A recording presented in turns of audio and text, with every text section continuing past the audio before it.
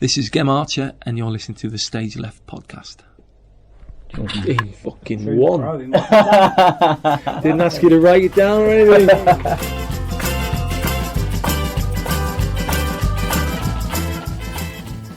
Hi everyone, this is Chris Simpson. Welcome to the Stageleft podcast, part 1 of 2 with Ysee from Noel Gallagher's High Flying Birds. It was such an in-depth interview, we just couldn't cram it into one episode.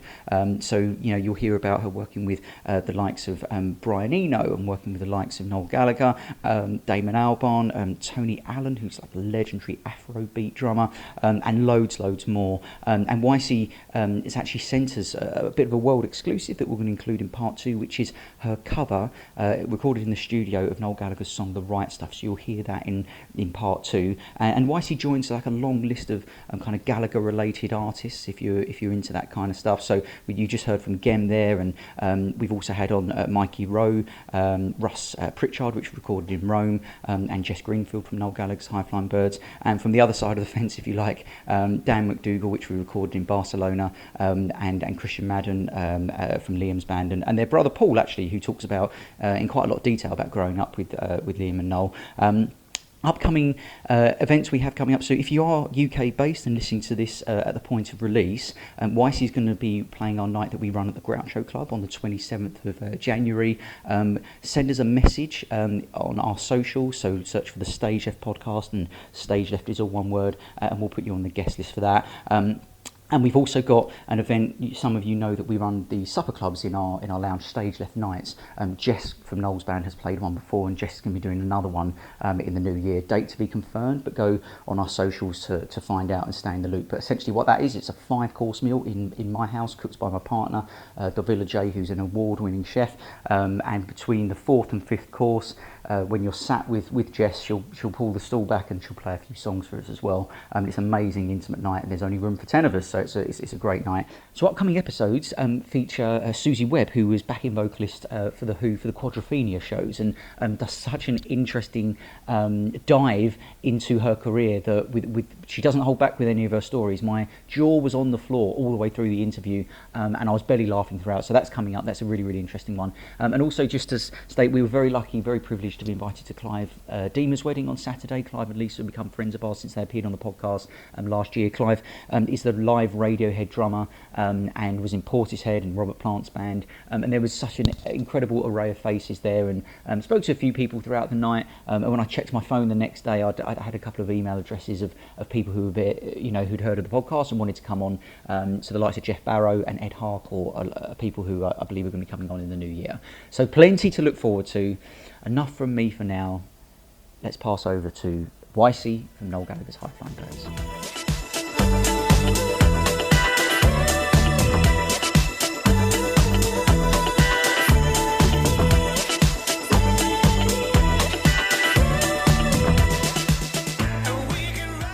Okay, welcome to the Stageleft podcast, lifting the veil on the music industry by telling the stories of those with a unique vantage point. The podcast exists to provide free educational content for young musicians entering an increasingly complex industry by telling the stories of some of the unsung heroes behind the success.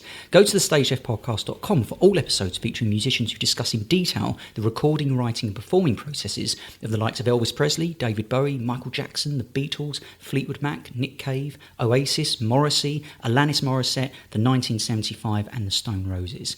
Today we're joined by Ysee, who sings with Noel Gallagher's High Flying Birds, and they're about to embark on a tour of Thailand, Australia and New Zealand supporting U2. And today we'll be discussing working with the godfather of trip-hop, James Lavelle of UNKLE, the godfather of Afrobeat, Tony Allen, the godfather of production, Brian Eno, and singing joint lead vocals with the man we all wish was our godfather, Noel Gallagher. We'll also be discussing Ysee's truly special solo material, supporting Smashing Pumpkins across the US, and comparing and contrasting how Damon Albarn's approach to performing differs from Noel Gallagher's. So it's a pleasure to say that our guest today on the Stageleft podcast is none other than Ysee. Thanks for joining us today, Ysee. How's it going? I'm good, thank you. Good. So you've just finished packing for what's coming up. So you've got a month tour, is that right? Yeah, literally finished packing right. I mean, it's never finished, actually, until you have to go to the airport. So how does your approach to preparation on the day of a concert differ when you're playing a support slot compared to a headline slot? It doesn't change at all. Yeah, I mean, you can't just thinking, oh, I'm supporting, so I'm doing less than when I'm headlining.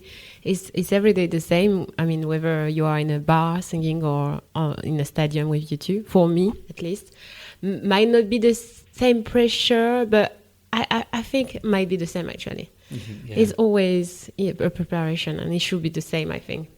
It's interesting. Russ, when he asked him that question, said massively. He actually said it massively changed. All the preparation of the day. He said there's less pressure on, and so it was kind of a case that he could relax a bit more and then have a drink afterwards. So it's kind of interesting to see the different dynamics. For me, any time when I have to perform, and even before coming here, I'm always I'm not stressed, but I always have I don't anticipation. I don't know what's gonna happen. I like the fact that I don't know what's gonna happen, but that's what keeps me going, on my toes, and never like, this is a small thing or this is a big thing. No, everything has its own importance. So yeah. And you've been rehearsing all week, is that right? In Battersea? Yes. How's that been going? Yeah, great. I mean, we know the song now by the time. There's always new things, which is great, which keep us, going. Because, Noel has been releasing a lot of new songs all the time, like this year. So we always, start new things. But yeah, I'm not directly concerned because I'm not doing the whole set. But yeah, it's still, enjoyable. And what's been the biggest challenge for you this week? Is because you've only just really got back from doing the tour with Smashing Pumpkins, mm-hmm. and now you're going out again. I was surprised to see you doing this much rehearsal. Like, could you have just turned up and just played these shows without rehearsing? Or I think we could have like one sound check there and go for it, because it's been 2 years.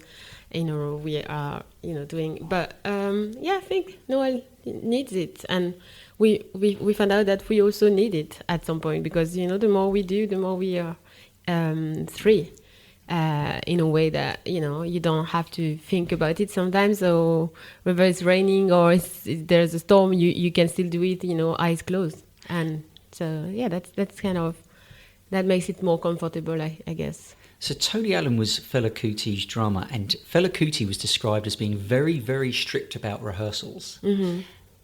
How does a rehearsal for one of your solo shows compare to a Noel Gallagher show? Would you have that many rehearsals beforehand, or do you like to keep it loose? Or I think I'm the same actually. When I think about it now, I'm kind of I'm exigent. I'm really exigent. In myself and with others, I guess. You want to give your best, and somehow maybe it's an OCD thing, I don't know, but you need to make sure you are okay, and sometimes you overdo it a little bit, but I mean, does it matter to do more if you make sure that you're fine, and you are comfortable. So yeah, if we can do it, we do it. I mean. And on the day of a show, what's your preparation to get into the zone, to be ready? What do you need to be in place so you're happy that you're going to perform at your best? Yeah, first I need to have a good night, I guess, before. Sleep. Okay, yes. Not night out. Yeah, no. Good night sleep. Sometimes it would be a night out, but I will just have to make sure that even the few hours I have are deep. Wake up, have a nice breakfast, go to the gym, do some sport. I will go for yoga, stretching. Always stretch anyway. Obliged, like I have to stretch. Does that help? How does yoga help with your performance? In which ways does it help? I mean, it's all about breathing. So singing is about breathing, talking is about breathing, everything is about breathing. So if you can remind yourself to breathe deeply, an hour at least, in your day, or even 30 minutes or even 10 minutes, that makes all the difference. I mean, I can see how my days are without and with, and it's totally different. Really? Yeah. And when you start to do it a lot, it's an addiction, because you realize that in India, some Buddhists will tell you that we have a Western idea of what is yoga. Like go to yoga once a week. For them, it's ridiculous. Like, oh, so you're breathing deeply once a week, right? Good luck, And so, yeah, I'm, I'm not going to be a hypocrite and say that I can do it every day. I can't. Sometimes the flights are early. Sometimes I'm lazy. Sometimes I'm tired. Sometimes it depends also of, the shit we have. But... And is it difficult to find a place to do it, or do you do it in your hotel room? In my hotel room, in my hotel room for sure. And if I can go to the gym, I'll go to the gym at the hotel. Usually. And so you don't need a teacher. So have you got your own routine that you do, or do you get up a YouTube video or something like that? Sometimes I do. There is this girl called Adrienne. Yoga with Adrienne. Okay, great. She's great, and I talked to Jess about it, and she did it also. She's great, and she has like a really sweet voice and a smooth way to teach the yoga, and the videos are great. So yeah, I will advise everyone. Amazing. Yoga with Adrienne. It's like 25 minutes, 30 minutes sessions, and it's really sweet. And so once you've done your yoga, and that's helped you, what else needs to be in place for you to be really happy to have a great performance in the evening? I guess, yoga, meditation, just make sure that everyone has their own way to meditate. I'm not going to say that, I just did the whole thing, like the way we see it. Sometimes it's just, stop and with myself and just realize that just remember that I'm grateful for where I am, what I'm about to do. For me, it's a lot about being grateful because I am, because it's crazy. I have a crazy life at the moment, in the best way, and you need to remember that, like, each second. Otherwise, you don't enjoy it. Otherwise, it becomes normal.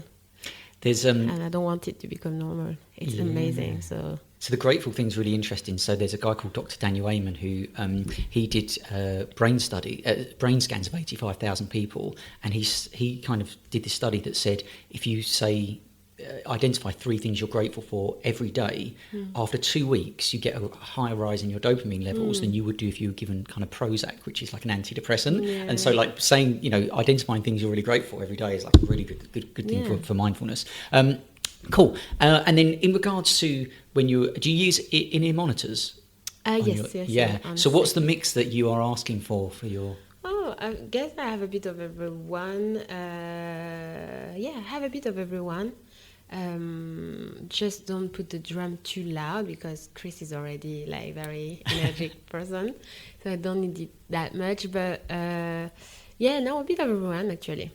Yeah, but mostly I guess the vocals, the bass. What do you pitch to? What was it? Is it? Do you pitch to Russ's bass, or do you pitch to get to Noel's voice, or a bit of everything? Yeah. Cool. Yeah. Okay, so your aunt brought you up in Marseille, is that right? Your auntie brought you up in Marseille, is that correct? I mean, I was born in Draguignan. It's like an hour from Marseille. Okay, cool. Yeah. And you did a psychology degree in Paris, is that right? No, in Aix-en-Provence, in the south. Okay. Yeah. Oh, okay, in the south. Yeah. Okay. And I'd be interested to see, do you think there's any correlation between the success you've had in your career to doing a psychology degree? I think it might not be nice to say, but I think it's true. We all are healing from something by making music, doing music, and sharing it with people. I think so. From what I see around me, from where I'm coming from, we are all healing something by giving back to ourselves, I think. And music is a really smooth and sweet way to heal. I guess psychology has been a very, very important for me. Like, studying it for me was a way to understand myself also, I guess. What did you learn about yourself? I wouldn't know. I shouldn't know. I wouldn't know how to start. I don't know. Just that there are some schemas of repetitive kind of schemas of behaviors, and that you can break them and go to some other schema that makes you more happy if you're not happy, first of all. So you have to recognize those schemas at first, otherwise you can't change them. And then change them is a work. So that's what you do with a psychologist. But there's different kind of therapies, and that's why I've stopped my courses, because I was not agreeing with all the kind of therapy. Interesting. Yeah, for me, the long one with staying 10 years, just like going back into the deepness of of everything that hurt you. I don't believe in that one. I believe in a brief therapy that say, okay, you're not obliged to talk about everything that happened. If it comes up, it comes up because it has to. Otherwise, some people can deal with like shit that happened to them really well.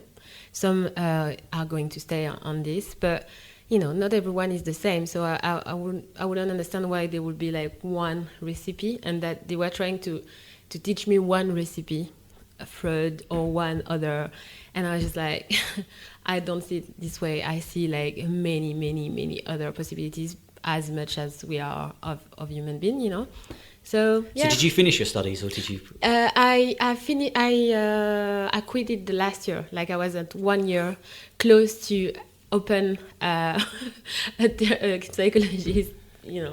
So the reason cabinet. I'm pulling this face, so at Sussex University, I teach psychology in the way humans learn. I mark people, and the way they get the best marks, so little secret here for any students here, is to come up with an original idea that challenges the pre-existing ideas. So it's almost like you got to the end and you thought, actually, I disagree with this. And that's right. Let's write what should it be, and then like that would have got you a really good mark. So go back to your studies and do it at some point down the road, because your ideas are absolutely as valid as anyone else's, and you could change the way in which people think about these ideas, because it didn't work for you. So and they're the people who do that are the people who get first and distinctions and stuff like that. Yeah. Cool. So that's really interesting that kind of psychology is still on your radar. Yeah. How has it helped you? In regards to performance in any way? Does it help you in your performance, getting you into a zone or anything? Yeah, I guess it helps me for the stress. It helps me to to canalize the energies when or someone else's energies when it comes to you. It's a crazy world. Like we have like a emotional lift all the time. You're going to play a show that's very important, and every other musician is going to see it, and there's a great big crowd and audience, and you have a responsibility, especially when you are doing solo, but you're also working with Noel Gallagher. You can't really fail, So of course you're gonna fail. Fail doesn't, it's not. But failure and success is subjective. Exactly, Right? exactly. It's subjective, but it's really subjective. It depends on where you are at. But you have pressure. So it helps canalize that. It helps understand other people. It helps not to hate people.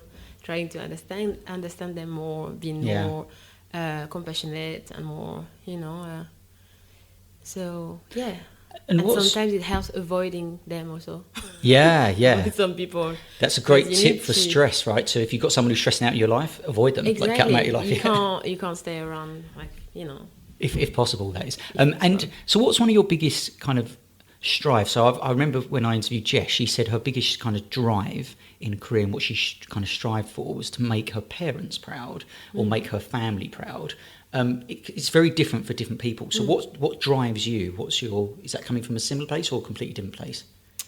I think I've been inspired very quickly by other singers, other people, not only singers, and I guess I somehow want to do the same. Like sometimes I receive messages from a mom who say, "Oh, my 3-year-old daughter wants to start some singing class, and it's because of you, it's because she's seen you there or there." And 3 years old, it's I remember, even if it's really early, that it was the age where I started singing all the time at home, and everyone was like, "Oh my God, we can't sleep anymore." And I guess I want to inspire as much as I can, but not in the way that I want to be this person who inspires. Not in a. It's just that I think it's super important to have people that show you that it's possible. I was lucky enough to have some people, so I just by doing what they did and doing it my own way and on my own path, and I wanted to continue. Like that's what we do, I guess.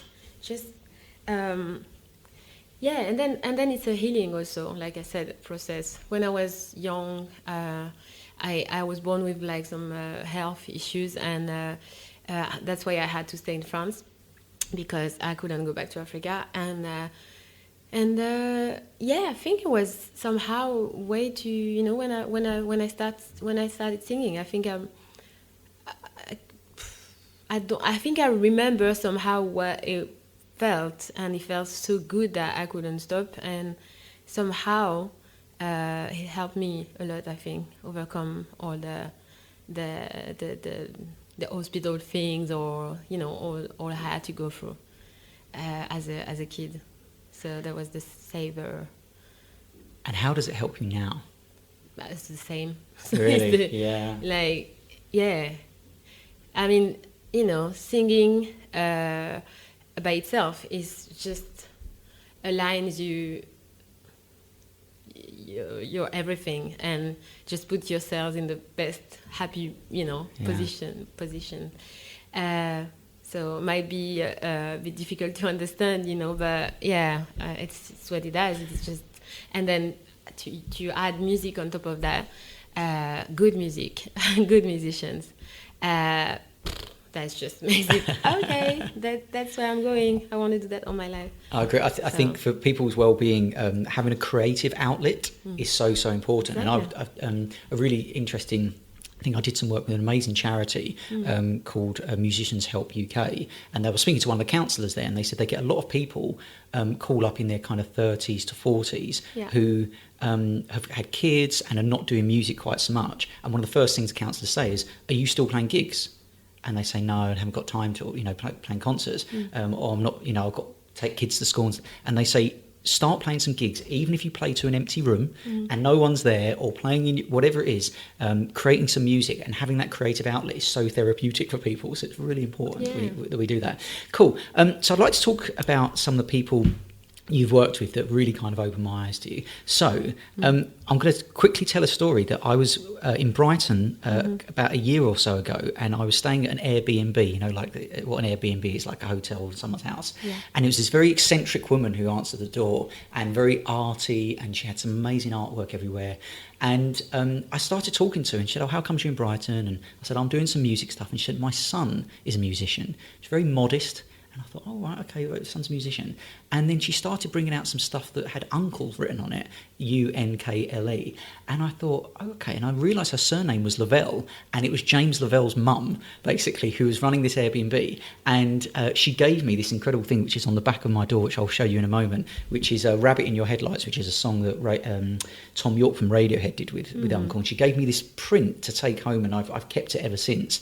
And I'm amazed that you've worked with UNKLE, and actually how I first heard of you is you did a song called Cowboys or Indians, which we actually said about 2 years ago was like in our top 3 songs of that year. Absolutely beautiful song. Yeah, so please tell us how you got involved working with UNKLE, but also he's very well known for being with his collaboration, so he does a lot of collaboration. So what did he do to get the best out of you in those performances? I've met him because I was going to sing with a girl called Ysee, great singer, by the way, from the UK, that I've met earlier with Tony Allen. So she asked me to come and sing with her in Paris for the fashion, for a catwalk for Rick Owens. So it's a fashion designer, great designer. And so I loved the project because we had to do a 15-minute piece of, during all the catwalk we will sing without stopping. So it's a 15-minute song, basically, that doesn't stop ever. and the arrangement were done by James. So James was there playing live with machines and all that, and we would be singing in some kind of cage, and the models were there, like doing their thing. So that was a crazy moment, and I didn't know of James before, but we met that day, and it was amazing. We were 3 singers. It was like so beautiful, such a James, so it was like a real beautiful piece of music. First time ever in my life that I have to sing for 15 minutes without stopping. Really? Without stopping at all. So yeah, that was a challenge. I love challenges, so great. And then after the show, James was like, "Oh, I'm going to do this album next year. So the road part 1. I love you to be in there, Eska. That would be great." And so he called me by the end of the year and said, "Yeah, come to my place." So basically we did everything we did in his room, in one of his room. He's got a little studio at home, and yeah, it just happened like that on a Sunday night between 9 and 11. Because you did 3, I think you did about 3 songs, yeah, is that right? 3 songs, yeah. And did you do all of those in that one session? Yeah. It was just a magic moment, really. Like, those kind of magic moments where everything is just fluid and smooth and connected, and yeah. So we've done all the 3 songs there.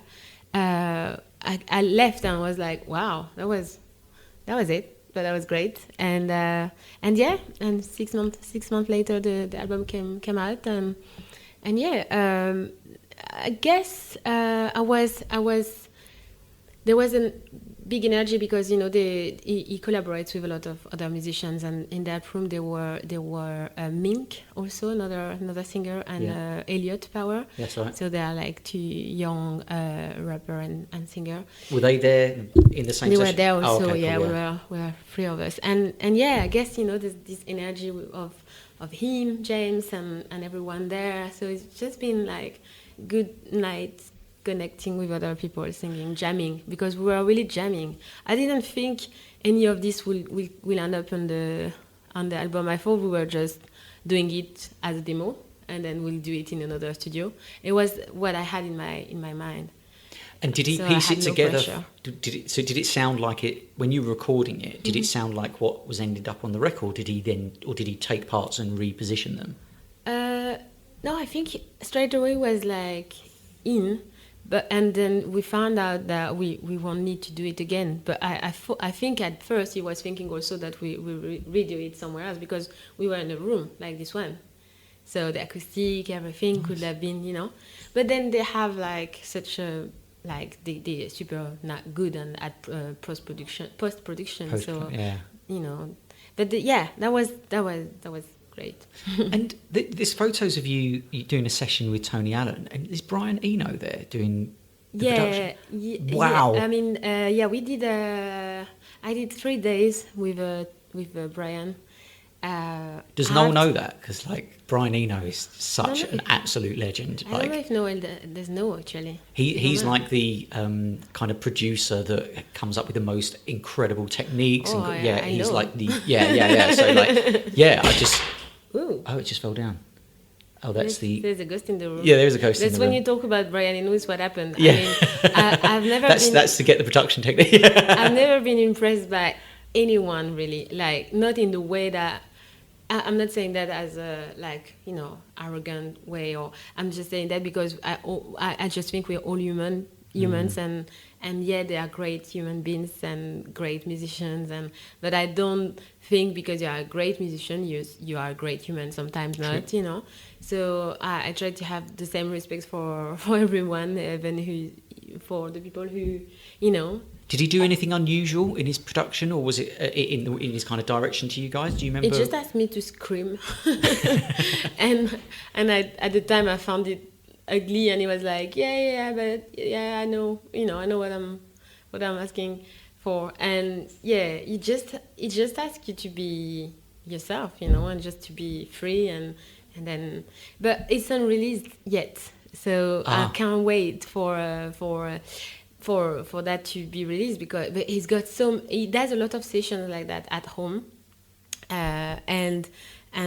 hopefully they will end up somewhere to be released, because 3 days of a session with Tony Allen, Leo Abraham, another musician that is working a lot with, and another guy called Fred, very young guy at the time, who was playing machines. It was amazing, and they got 12 hours in the computer of music. Wow! Out of those 3 days, so I really hope it will end up somewhere.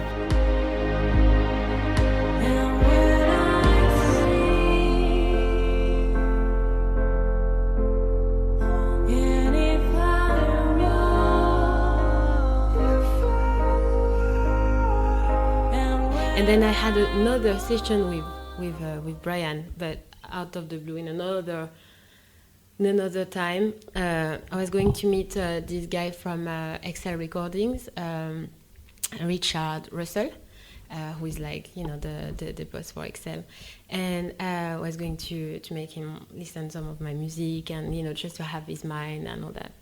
Been lucky to know him through the Africa Express, so Damon Albarn's Africa Express. Yeah. And so I was in the. He just asked me before the meeting, Richard, to pass by his house.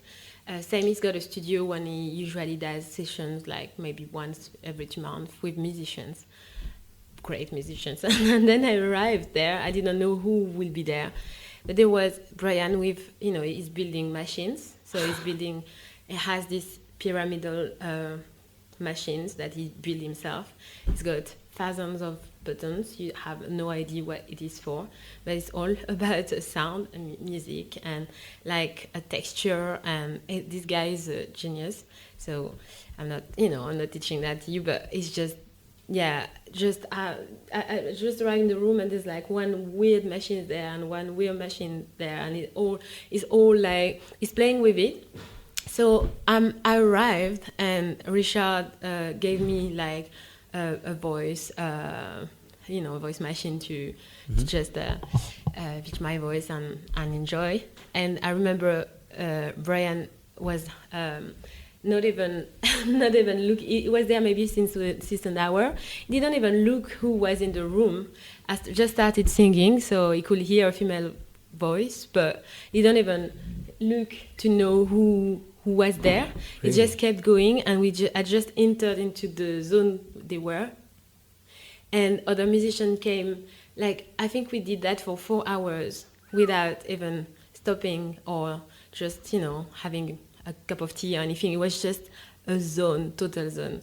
And after 4 hours, we stopped, and everyone was like, "Hi, hello, hi, oh, hi, it's you." And that was one of the most beautiful moment of music I ever had in my life. Maybe I cannot say the one, but that was incredible. What about meeting Lauryn Hill? You've met her a few times, yeah. And have you worked with her, or is it just a case that your paths have crossed? Or our paths cross all the time since I'm 19. Really? My first trip ever out of Paris was in Ethiopia, Addis Ababa, the capital. So I went to. I was just arriving in Paris from Marseille, and I wanted to do some music, and I've met in a rehearsal studio, met this guy called King, a Rastaman, white Rastaman with like super long dread, in a lift. And he asked me what I was doing, and I said, I'm with this new band. Like I was just starting singing with a band in Paris. I would do anything, I didn't care who they were. I just wanted to sing. So he said, "Oh, can I come and see?" And I was just like, "Yeah, of course, no worries." So he came, and then asked me to do some songs with him in his studio. So he had a studio in this place, and it was my first real time, I guess, being in a real studio with someone who was actually working with the Bob Marley Foundation. Really? Okay. Yeah, and it was like featuring with some amazing people, Digan Jafakoli, actually Lauryn Hill, and a lot of great musicians, and was actually selling the compilation to to give that money to some schools in Ethiopia. So it was a charity. Great. And so after 1 month of doing some stuff, he asked me if I wanted to go to Ethiopia with them, because there was a big concert from organized by the Marley family. So I was like, yes, great, let's do it. So it was my first ever trip, first festival. I was playing with him at this festival too. Yeah. So basically, yeah, my first gig was in front of 300,000 people. What? Yeah, that was the first ever real gig I had.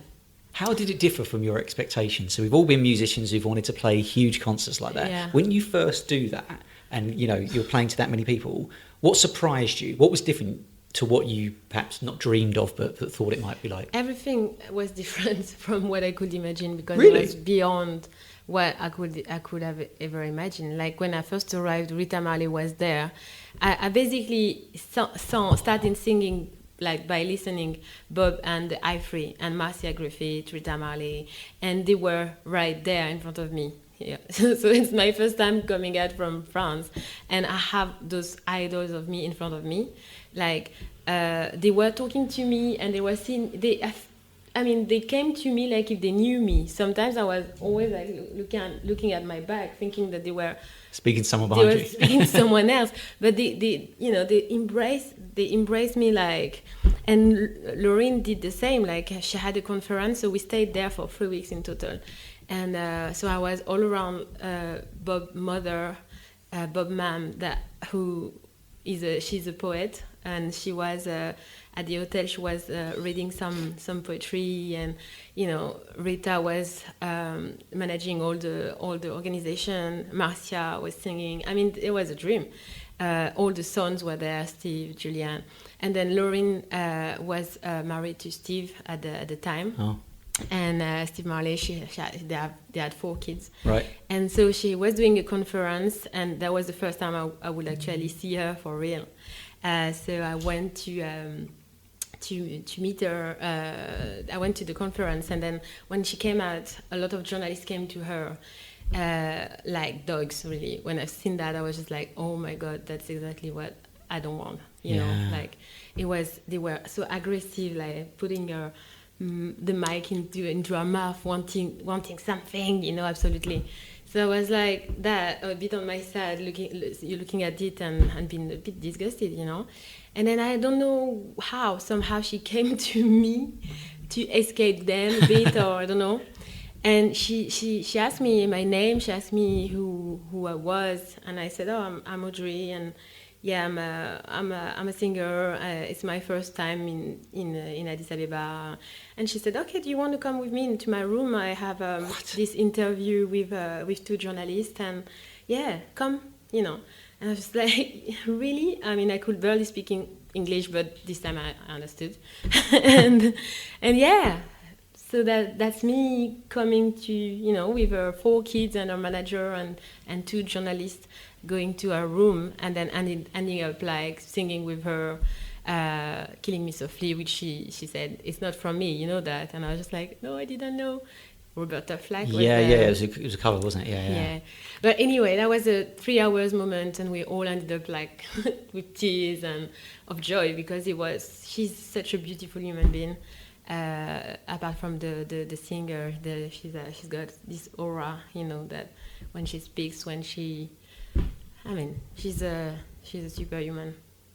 Whatever we think of her today, she's given something to the world. Absolutely. Now, Tony Allen, godfather of Afrobeat.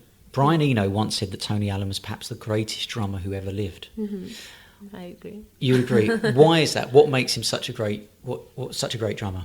I mean, being on stage with him for 4 years, he just realized that his consistency is the fact that he created his own patterns. The teacher, when he was younger, were like, no, it's not this way, you gotta do that. And he was like, no, I can't do that. And he could have gone the other way and said, oh, yeah, okay, you want me to do that? Okay, I'm gonna forget about what I have. But he couldn't. He was like, he could, but he wouldn't do it. And I admire that, because he could have been thinking, oh, if if I'm doing it my own way, then no one will hire me. So yeah, I should do like everyone else does. And he was like, he's always saying today, I'm happy I didn't, because, you know, I would be like one of these, I would be somewhere in America trying to, you know, to break with the same patterns as everyone else. Great. That's not my life, you know. So instead, he did the best with Fela, then created a genre that is still on and more than ever, is more and more fashionable. Afrobeat is everywhere now, and he's still alive to share it with young people. I see him recording with like those 15 years old, and then, you know, every kind of electronic, hard electronic, every kind of music. He says that scientifically and mathematically, Afrobeat can be played with every single other genre. Really? Music. I mean, look at what he does with Damon Albarn in The Good, Bad and Queen. The Queen. You know, the last one been done with Tony Visconti. Yeah, you can mix it with everything. It's amazing. And it's interesting, what I was thinking when you were talking about how he was rejecting kind of the ideas and people saying do things a certain way, and he came up and he was stubborn and he kind of went with his own ideas and created something new. Yeah. That kind of goes back to what you're talking about, like challenging pre-existing concepts on your psychology degree. It's just like finish off that last year, because you might be as much of a genius around the world of psychology as he is around the world of drumming. Who knows? Okay. No, but I don't need to finish the courses in that way. I can do. You can do it in other ways. In other ways, and I think it's what I'm doing already. Good stuff. Now, is it true that Tony at the beginning never gave you lyrics? Tony Allen never gave you lyrics. Is that right? And so you could just, were you singing? How do you know that? Research. At the beginning he didn't. I mean, that was this first show where it was in somewhere in Algeria. There were like 10,000 people. Jazz festival in Algeria. It was a country at the time where you can't go like that. You know, it's like it was difficult politically. And then I ended up there. First show. It's like 7. I don't know him so much, so I think I'm a bit shy to go and ask him, what about the lyrics, you know, because the show is in 2 hours now and you still haven't given to me. So I didn't dare to go and say, I didn't understand. I thought, you know, something, I don't know, I had no idea. Anyway, the guy is strange in the best way, but, you know, So I said, okay, so I have no lyrics now, you know, so what's going to happen? He said, be yourself, do whatever you want. And I'm like, what? For 2 hours? Whatever I want? I mean, that's... and then, that first show, I just improvised. And then at the end, he was like, okay, so if you've done that, now you can do anything. And then the next day, I got to have the lyrics and learn some songs. But... yeah. So when he hadn't given you the lyrics, did you know what the melody was going to be and you had to make up lyrics to a melody that existed, or was it a case that you had a blank canvas and could do whatever you wanted? No, I couldn't really make up lyrics. I did what I could that day. Wow. But yeah, it's a jazz festival. There were a lot of improvisations. We were 12 in the band also, so there's like a lot of solos from everyone. So yeah, that was just about, it just taught me how to listen. That was the day where I had to learn how to listen everyone else, because, you know, nothing is prepared. There's no anticipation to have about what you're going to say, what you're not going to say, what you're going to sing, which height. And no, it's all about listening to everyone, and everyone has a room, so I was not the only one to have to fill the room. Everyone, you know, had to do something. So that was a challenge. Like, I was sweating, but it was great. And then the next day, that was easy. So, having been produced by Brian Eno, Tony Allen, and James Lavelle, if you were producing a singer or doing a session with a singer, what would you do, having learnt from them, to get the best out of their performance? Wow.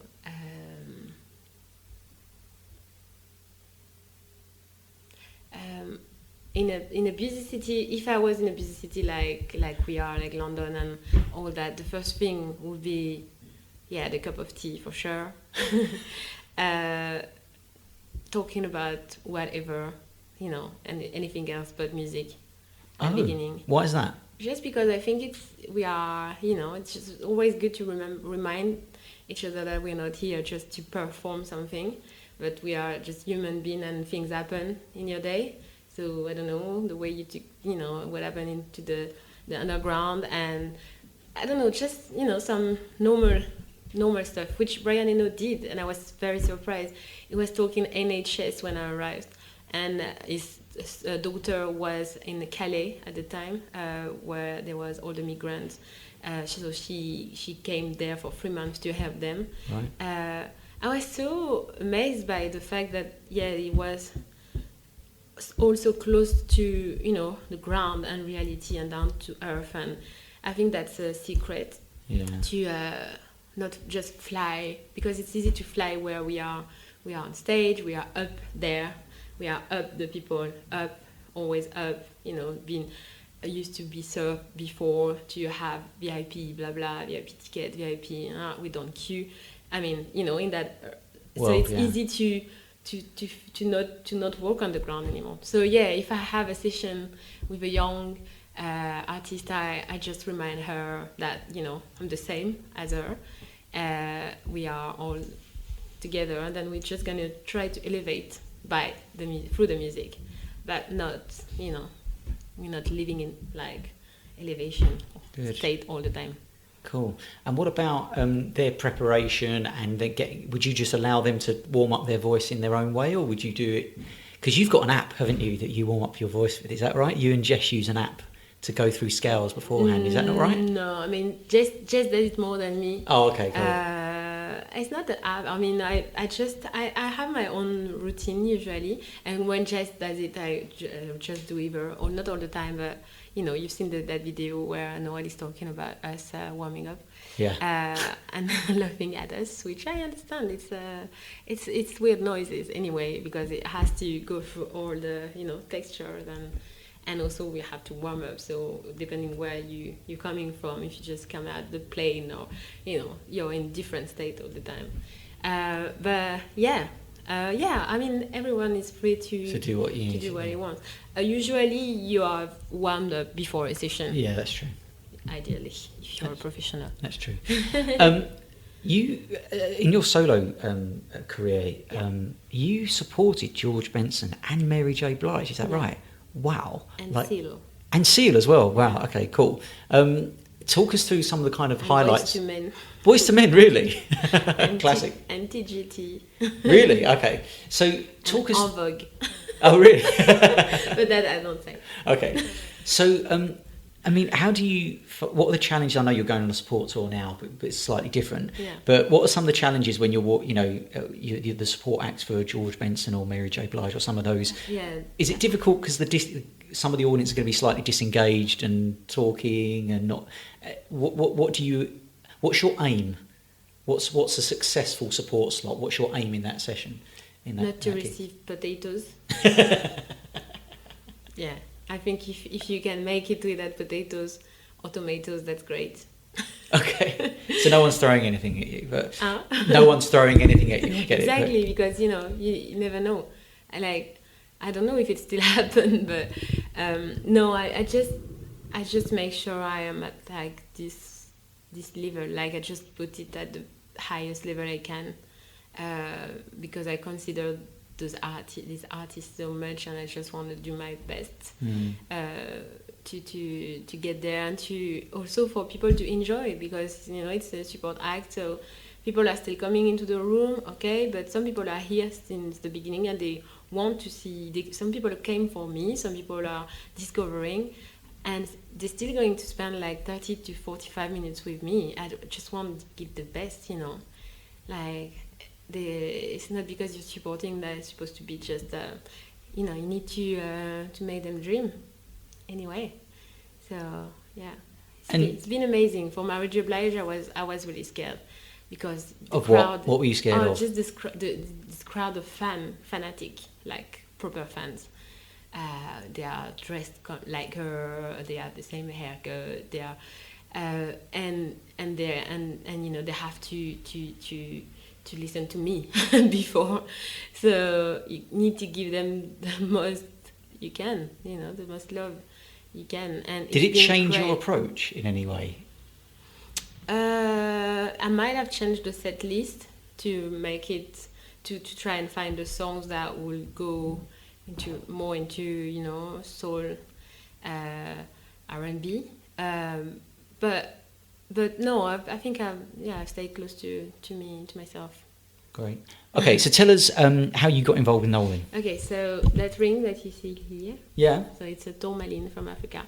I'm in Dalston Market on a Sunday, so East London. Yeah. And I'm hesitating to have this ring because it's been a year. Left from France. I'm not working yet. I've stopped everything I was doing in France, which was working with everyone. I was working there. I'm an actress. I've stopped everything to come to London without knowing why, really.